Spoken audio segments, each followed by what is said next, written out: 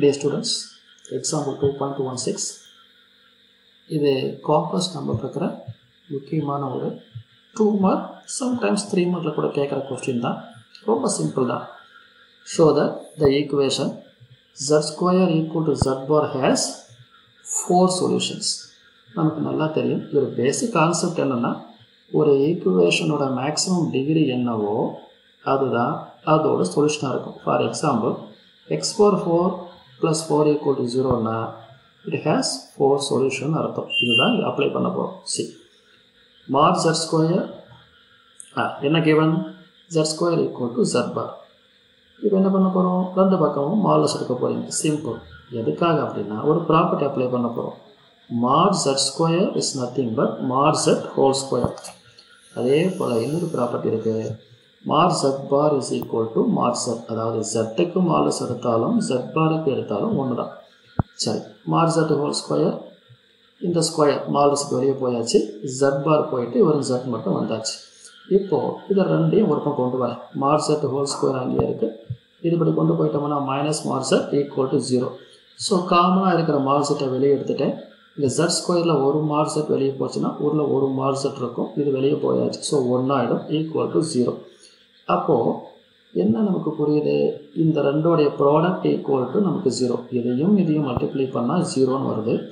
அப்போது ஒன்று இந்த வேல்யூ 0 இருக்கணும், இல்லை இந்த வேல்யூ நமக்கு 0வாக இருக்கணும். நம்ம 10th பார்த்த ஒரு ஐடியா தான்.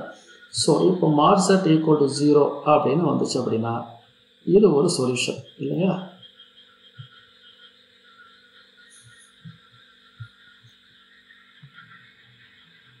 அப்போது இந்த பக்கம் வரும் mod z minus 1 equal to 0.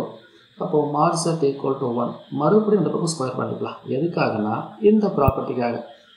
mod z whole square is equal to நமக்கு z bar அப்படின்னு நமக்கு தெரியும். ஸோ அப்போ mod z whole square equal to z bar equal to 1 square 1.